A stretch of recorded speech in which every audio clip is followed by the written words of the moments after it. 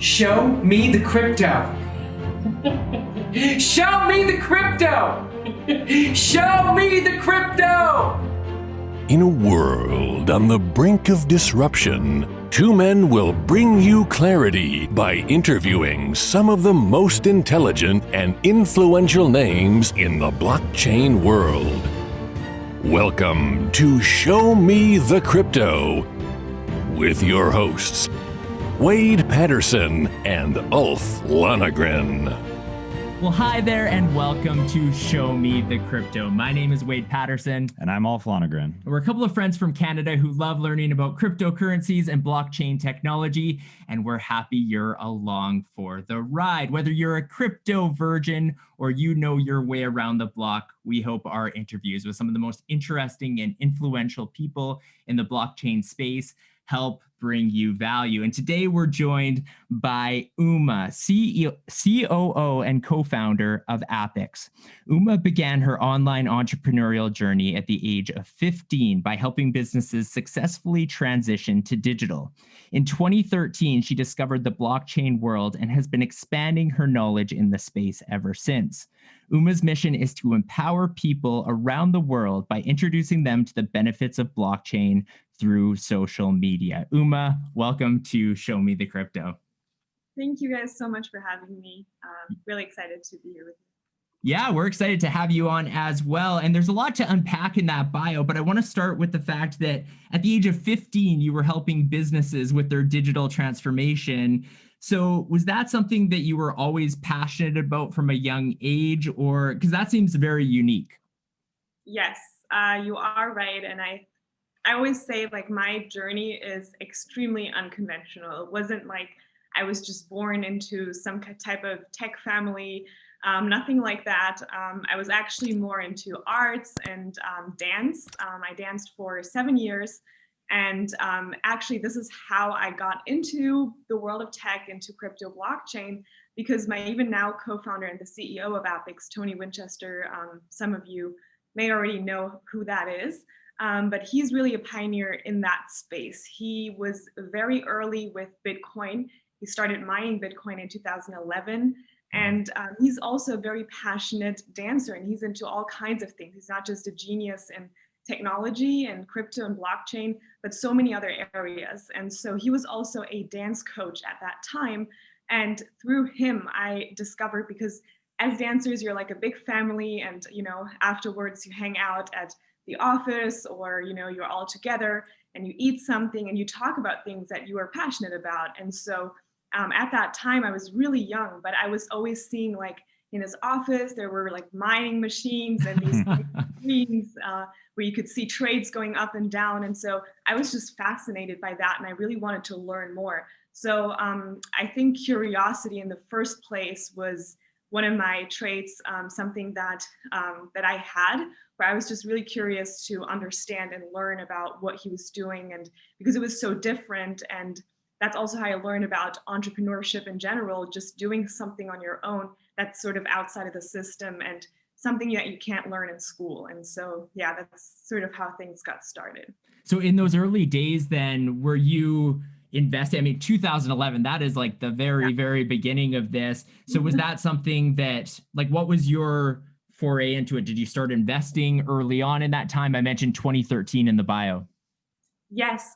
Well, I didn't start investing until I would say about 2015, like a little bit of just pocket money, Yeah.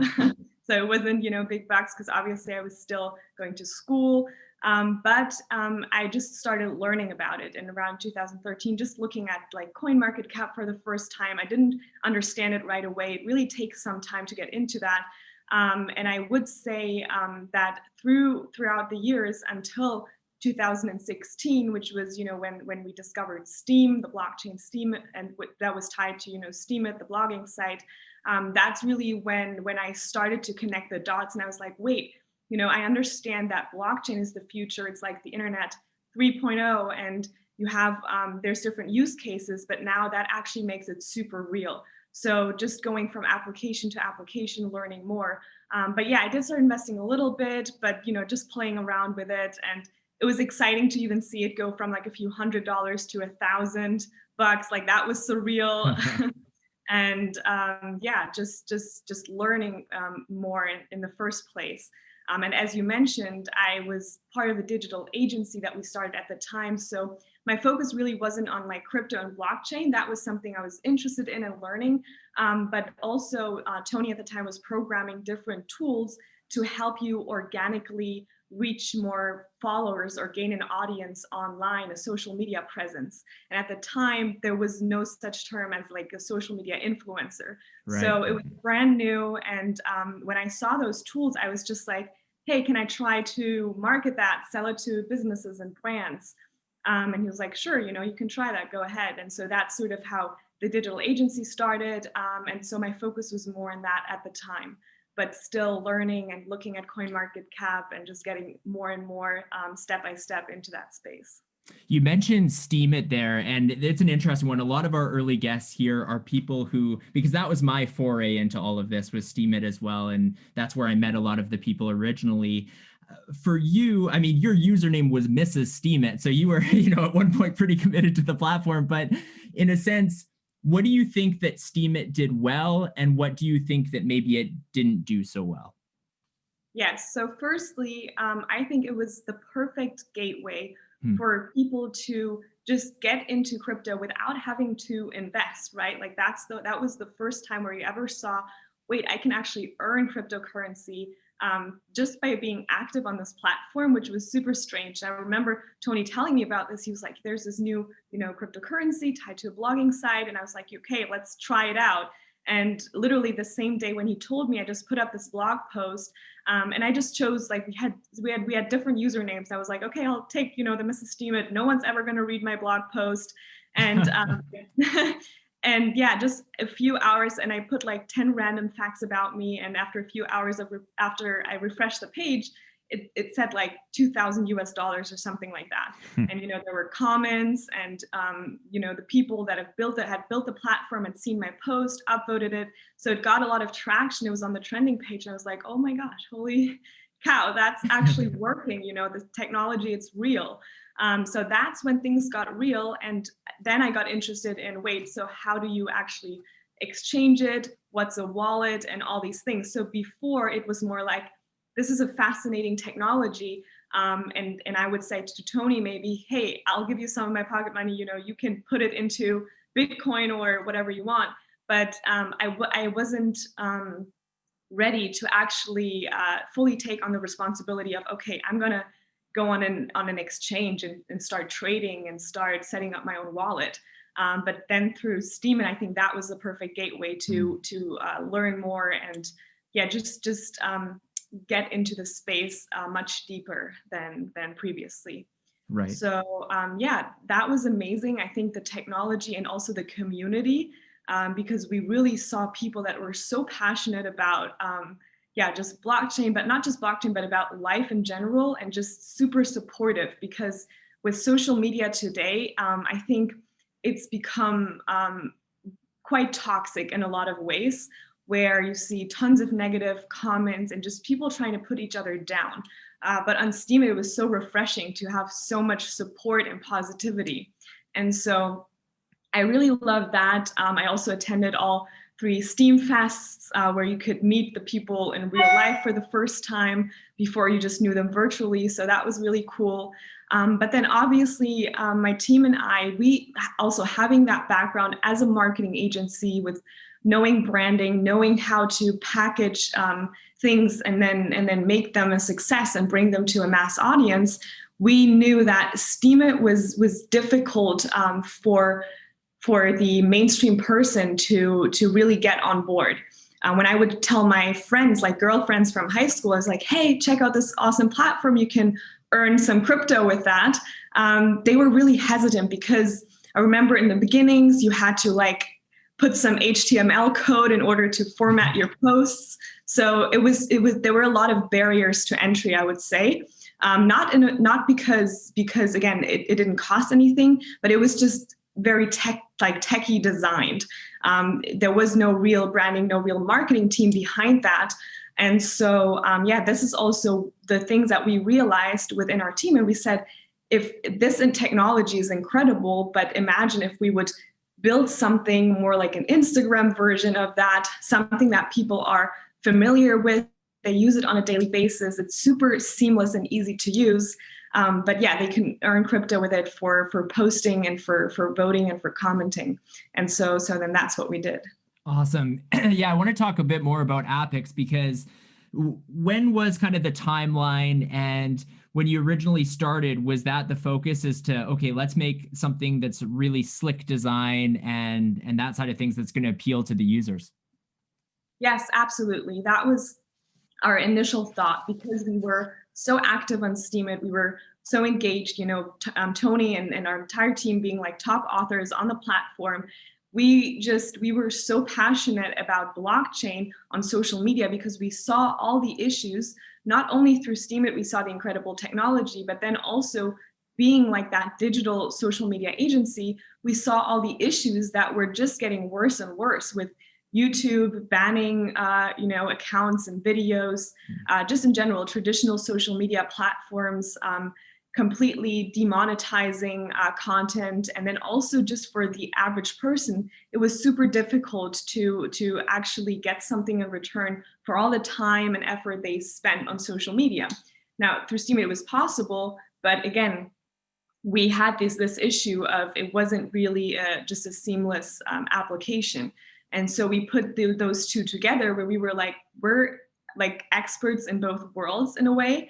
We understand the issues of traditional social media, the centralization of things, the data that's being wrongfully used. We understand the algorithms that suppress user content so that you cannot even organically reach your followers. And there's all these issues. Maybe you've watched this Netflix show, The Social Experiment, I think it's called. Like, they highlight a lot of these issues. And then on the other side, we saw blockchain. We were like, this technology is so incredible, but how do we get that in the hands of people so that they use it like they use the internet or they use electricity, without actually having to think about how it works, but they just use it on a daily basis. Right. And so putting those two together, that's sort of the basis of why we decided and how we then formed APPICS as the social media app that it is today. So I want to take a step back, and one of the aims of our show is to be for people who are brand new to this space, brand new to crypto. Maybe they've never heard of Steemit, maybe they've never heard of APPICS. So in a really basic sense, how does the average person, like if they want to get on APPICS, how do they do that? And what is the experience like for them? And even something like upvoting that they might not understand. Like, can you walk us through all of that? Absolutely. So APPICS is, as I said, a social media app, a platform that allows you to earn cryptocurrency for posting, for posting content, for voting on content, for commenting. So for being active on the platform, you get rewarded. And you have an integrated wallet where directly everything that you earn gets transferred to in form of our own cryptocurrency. So the platform has an integrated currency that you can then choose to either trade for other currencies like the euro, dollar, yen, Bitcoin, or other currencies, or you can choose to hold it. And when you hold the token, the APPICS coin within the app, that actually enables you to have more voting power, meaning more influence on the platform. Because on Facebook, it's like every single person just has one like, right? Like, you have a like, you can like things, but what's really the value of a like? There is no real value behind that. But on APPICS, instead of having likes, you have votes. You have votes per day that you can use. And those votes get registered by our technology and then get displayed in form of that currency. So essentially what we say is that if you're familiar with the concept of mining, where these mining machines, they basically produce the cryptocurrency, not just for nothing. It's not that it comes out of the air, but it's actually because they perform work. Because of the work that they perform in order to secure the global network, they get rewarded in form of Bitcoin or other cryptocurrencies. And on APPICS, when you're active on the platform, you're actually create the value of the platform, right? You're part of the system. And so for doing that work, just simply for investing your time, your creativity, your energy, you get something back in return. And that is our currency. You mentioned that users can earn cryptocurrency through the app, and they basically get these votes in the form of your token by using it. And that's really how they're kind of rewarded. Can you just like dumb that down? Does using the platform basically mean posting content? Is posting content what then rewards them with more votes?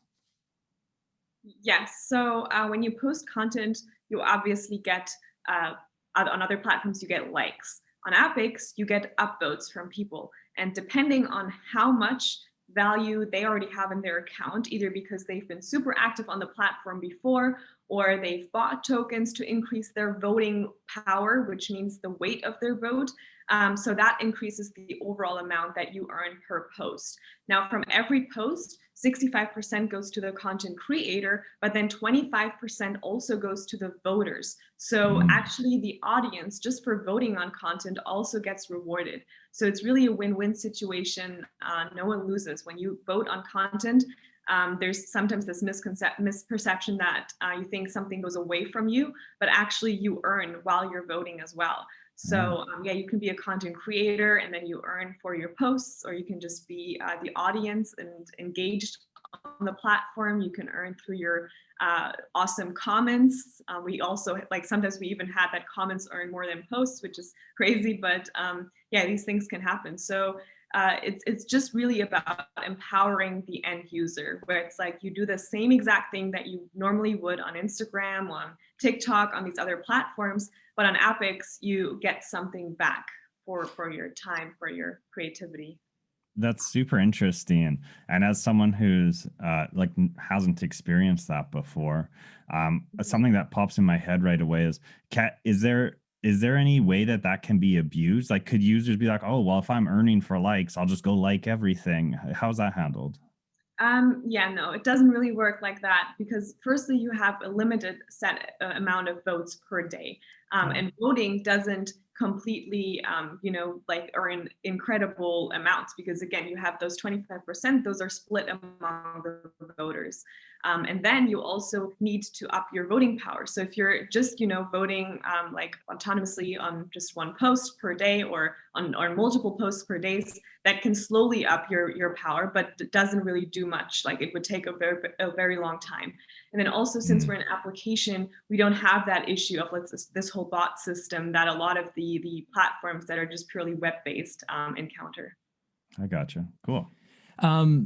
I would imagine that one of your biggest challenges, Uma, is the network effect. And so let's start that off with kind of what's the user base right now on APPICS, and how are you approaching that challenge? Because it's tough, right? Like, I mean, people are used to Instagram, they're used to Facebook, they're used to TikTok. So how do you convince them, or what's part of that effort to get people onto your platform?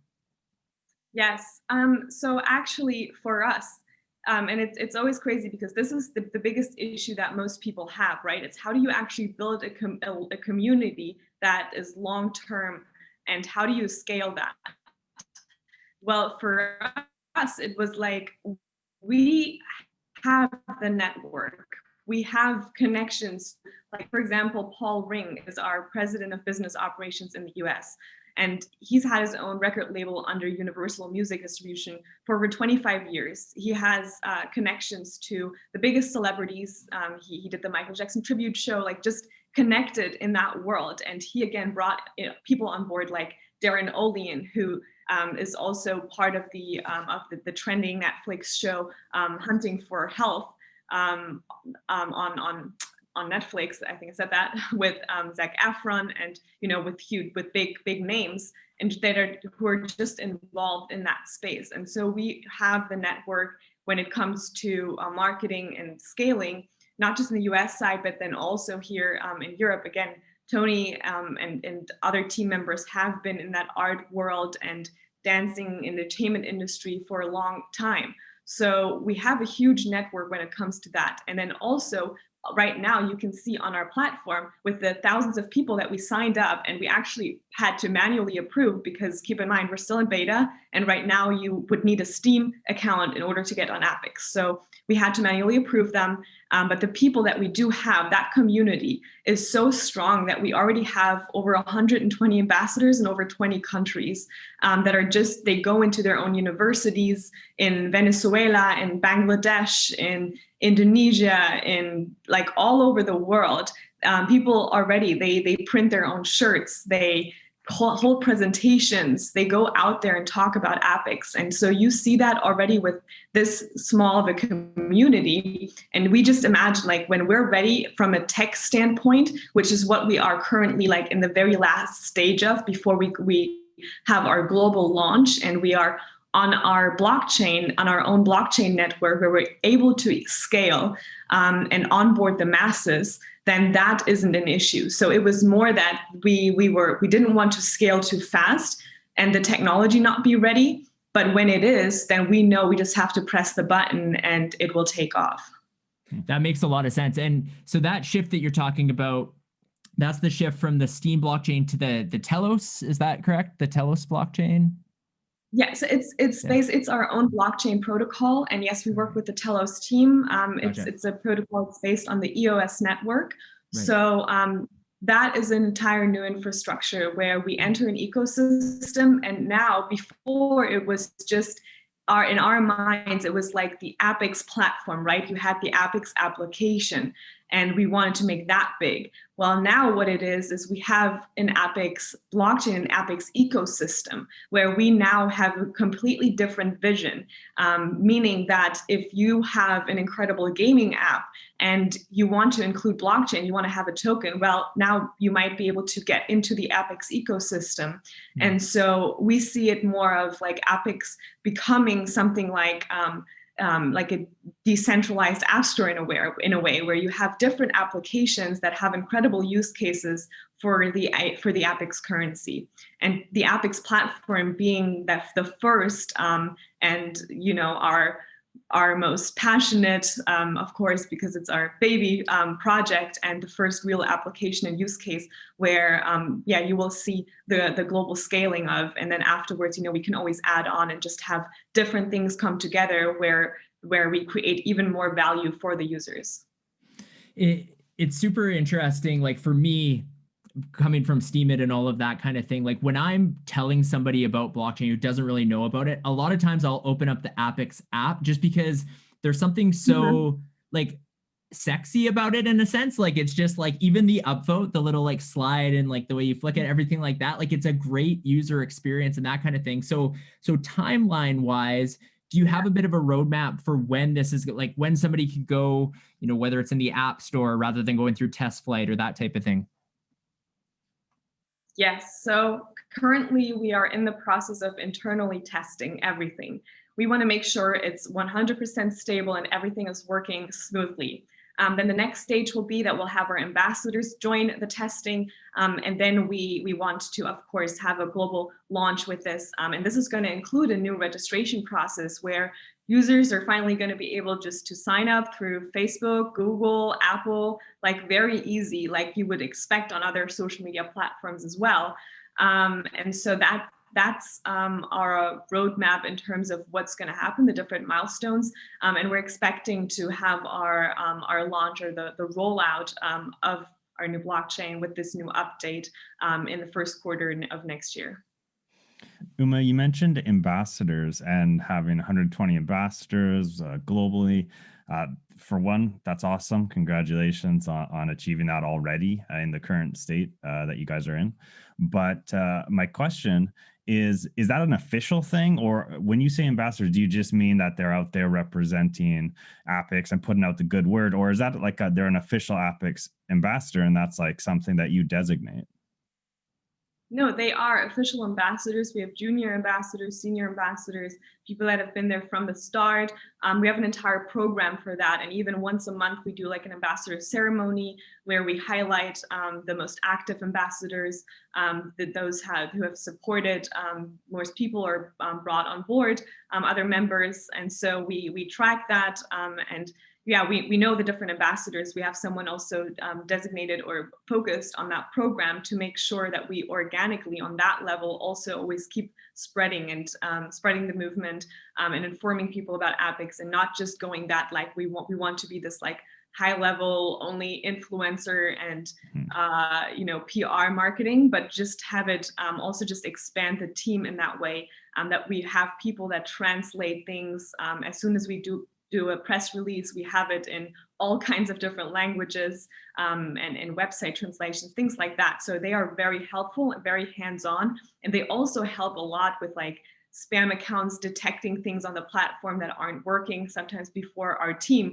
detects it right away. So no, the ambassadors are there, and they're yeah, very much like an extension of the APPICS team. I guess for our audience, you know, if there's someone interested in APPICS and they, you know, want to use the platform and so go so far as to become an ambassador, is that something where this is still, you know, you're still recruiting more ambassadors, or is that kind of like full for the time being?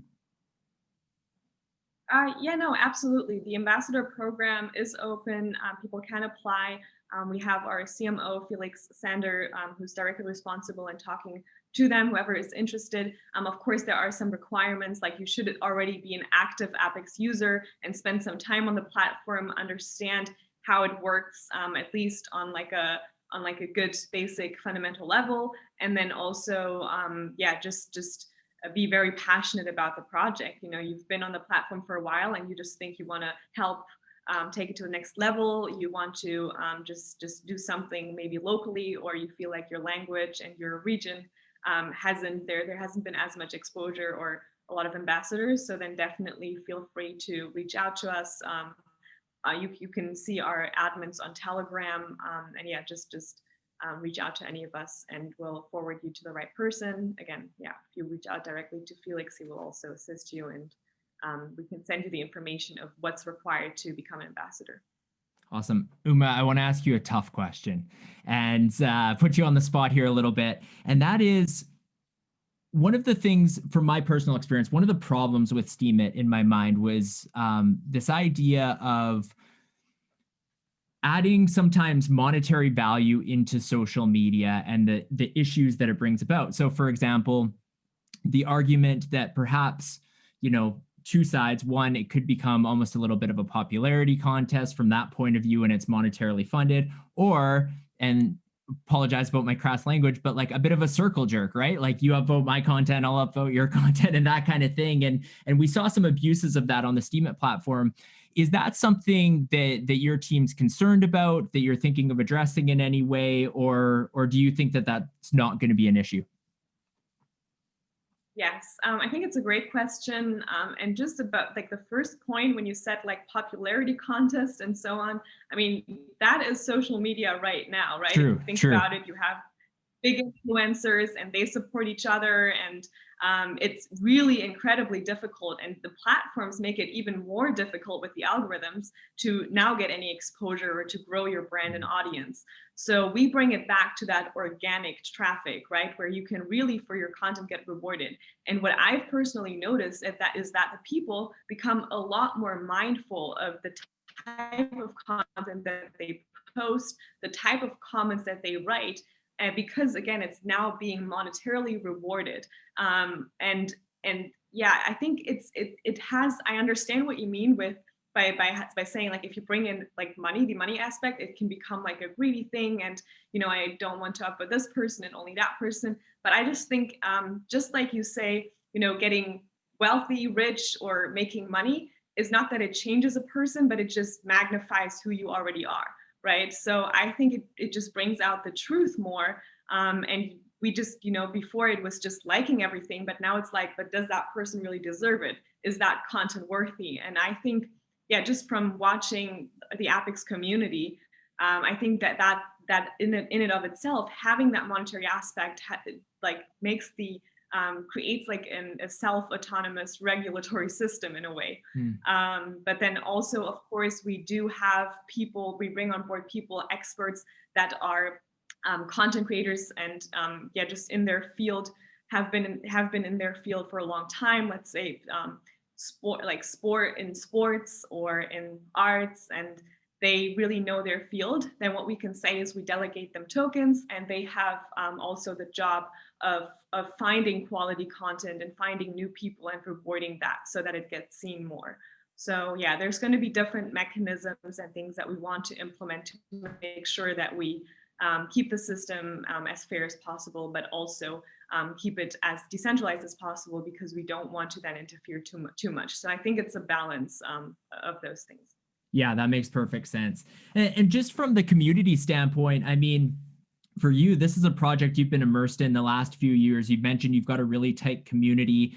Like, how has that experience been for you, making these connections, and that's pretty much your full-time focus is kind of curating this community, but the relationships you've made, everything along those lines, what has that meant over the last couple of years? Yeah, it's been an absolute journey. It's been so incredible meeting people from all over the world. And again, it started out with Steemit, but what it's turned into, where we now have like this passionate community that we all have the same vision and mission. And it's just really heartwarming. Like with some people, we've already, like, we sent them things and gifts to other places across the world, and then they receive it, and we see people wearing our merchandise and posting that on APPICS. And, you know, as I said, going to the universities, teaching the youth, it's just such an incredible feeling knowing that other people share your passion, share your mission, and they want to help you really bring this to the world. And you know, this is a huge mission that we're on, and we have, and it's not possible to do it alone. So obviously, to have this community that is just doing an incredible job at spreading the word, at making things bigger, growing what we've built in the beginning, and now turning that into something so much bigger, it's just really beautiful to watch, to be a part of, to experience. And also it's fun because, yeah, before I would have never envisioned myself, you know, speaking with like developers on a daily basis, and then having like to delegate our with our marketing team in LA, and just having, you know, all these different parts and parties be involved in working in their own separate fields, but then that making that an entire, as I said, vision, or something that we really want to give to the world. And so that is, yeah, it's just really a blessing. I feel very grateful and fortunate to have such an incredible team and people that I get to work with every day. Something you mentioned earlier around, you know, a benefit of your platform over, say, traditional, like what's popular today, the standard social media platforms that are out there. You know, we talk about YouTube and censorship, demonetization, you know, banning accounts. I'm curious, how does that work on your platform? Do you have rules and regulations? Can anyone post anything they want? And how does that work around, you know, potentially having their content censored or banned on APPICS? Yeah, that is a good and quite difficult question. Obviously, it's a complex question because it involves a lot of different aspects. And we've had multiple conversations, discussions about that. And as I said, we do want to keep it as decentralized as possible. So what we'll do a lot of times is ask the community. And of course, we just want to make sure that everything is free speech, that people can share whatever they want. But then when it hurts the guidelines, and that just being, you know, abusive content that you don't own, so anything that is in a criminal way, where you have, yeah, just things that are unauthorized, content that is hurtful or shameful, whatever it is, then obviously that gets downloaded and gets taken down, simply because we don't want to have a platform where just, you know, because we don't live in a world in this unicorn and roses world where people only share beautiful content and they never post anything that is just like harassing or something along those lines. And so we want to make sure that APPICS is a safe place. It's a safe community, and we don't want to reward any type of content, obviously, that is misbehaved in a way. The sentence in English. That makes sense. It's got to be a difficult thing to handle, no yeah. doubt. But it's difficult to handle. But what we have is different tools to detect that type of content, and we have, of course, the community as well. And so I do think, this is something that is going to continue we're going to continue to evolve and make sure that we have different solutions as we grow, as the platform grows. But of course, this is not something that we can, just set in stone and we say those are the guidelines and this will never change. So yeah, we want to make sure that everything is safe, but at the same time keep it a place where people can freely share what they want and they don't feel like they're being censored for their own opinion or free speech. And really quick before we leave the topic of APPICS, some of those little features that are almost like teasers right now, like DMs and that kind of thing, when this eventually goes kind of like the global launch, is all of that, is there going to be some added features, I guess? There is going to be added features, yes. I cannot right now share the timeline of those features, what's going to come first and then second, but there's definitely going to be some really cool updates, and we have a lot of things planned for the future. Right now, our #1 focus is just to make sure that the blockchain, the backend, everything is 100% stable, that you're able to transfer things like that within the app, and of course, have your own secure wallet, everything now on an entire new system. So that has to be is #1, and the onboarding process. And yeah, everything else after that, we have a bunch of features lined up that are really cool, and I cannot wait for everyone to see and experience. Very cool. And taking a bit of a step back to the greater, like what's happening in the crypto world right now. I mean, you've been aware of this space since 2013. Obviously, 2016 was really your deep dive with Steemit. But what do you make of it? I mean, you were through the previous bull run, and then you've experienced the last couple of years of bear market. Where do you think we're at right now, and what do you think the next few years is going to look like? Wow. Yeah, the next few years are going to be crazy. But and that's also like in crypto years or terms, like 1 month is like a year, right? So much happens. So you cannot really, I don't think you can really predict it in that way. But of course, we all knew that this was coming.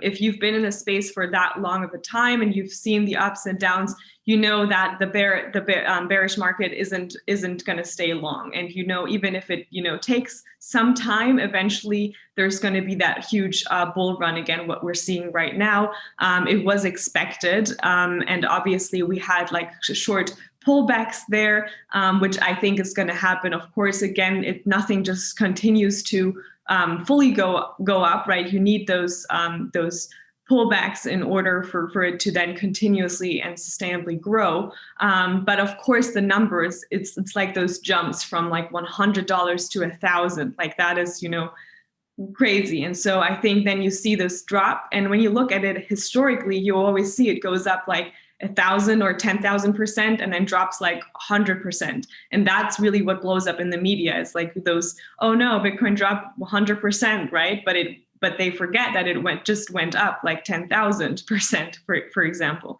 And so again, right now we have that lead up to the real bull run. I think it's just really getting started. It hasn't fully started. But yeah, I think, of course, people right now, I get calls all the time now, oh my God, I want to buy Bitcoin. Should I get in right now? And I say, well, it's never the best time to get in when it's hyped up and when everybody's talking about it.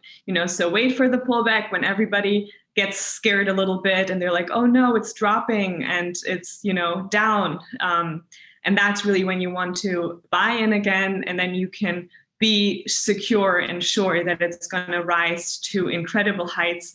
I see it reaching 100,000 plus easily in a matter of months, I would say. I don't know how many. I don't know if it's a year or maybe 2, but I actually don't think so. I think it's going to come quicker than we expect. And yeah, I mean, the all-time high right now is bringing a lot of attention to it. So, I think this time around, there is a big difference because before it was just more of a hype And now it's actually, you have those institutional investors coming in. You have not just the big banks talking about it, but the huge companies getting involved, building their own blockchains, cryptocurrencies. So the space is really evolving, and that's what we were waiting for and wanted to see, where it's not just the price increases, but you also see the blockchain space increasing in value and in valuable applications and real life use cases. And I think that is slowly taking place right now. But I do also think it's going to take more time for the blockchain space to catch up to the crypto hype. So Uma, we like to end every episode of Show Me the Crypto with a 3-question segment called You Had Me at Crypto. So Ulf's going to ask you those questions. Okay. All right, Uma. Question 1. Who is your favorite person to follow in the crypto space? Ooh. How quickly do I have to answer? I like Leah Thompson. You had her on, right? On the first show. I think her content is funny. On TikTok, and I just watched it today. I was laughing about it. I think it's great. You said Leah, right? Yeah. Yeah, we just recorded that episode, and I think we're going to be posting it like Monday or something like that. So yeah, stay tuned. Oh yeah.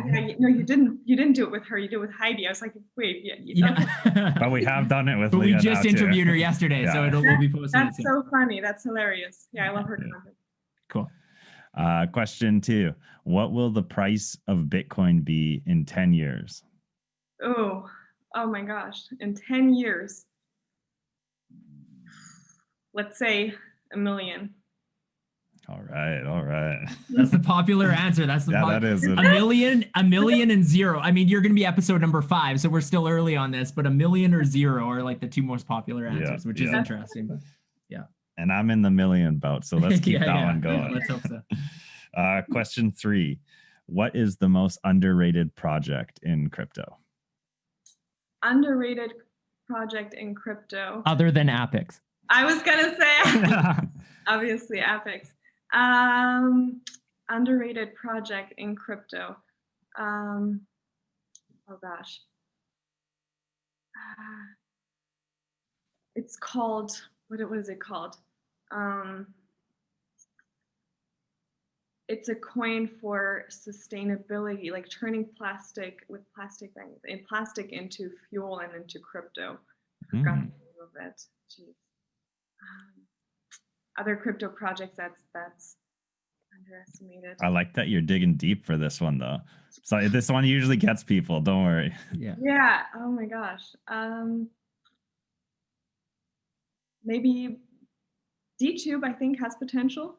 Well, thanks so much, Uma, for taking the time to chat with Ulf and I today. We really appreciate it, and all the best on the APPICS journey as you go forward. Thank you so much for having me today. Really appreciate it. And yeah, keep up the great show. Wish you all the best, and hopefully we'll have another chat soon. Thank you for listening to Show Me the Crypto. Please make sure to subscribe as well as rate and review this podcast.